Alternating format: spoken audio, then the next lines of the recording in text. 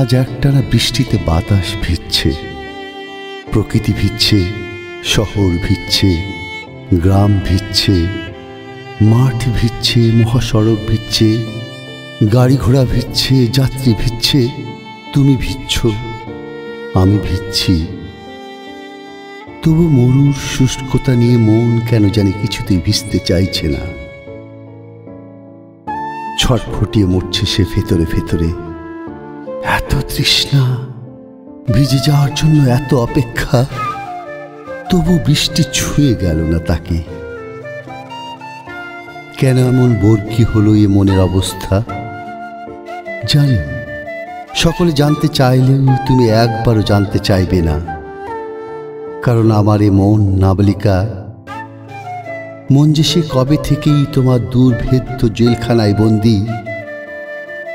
তোমার মনের কথা আমি জানি না, তবে আমার কাছে তুমি আমার প্রথম প্রেম।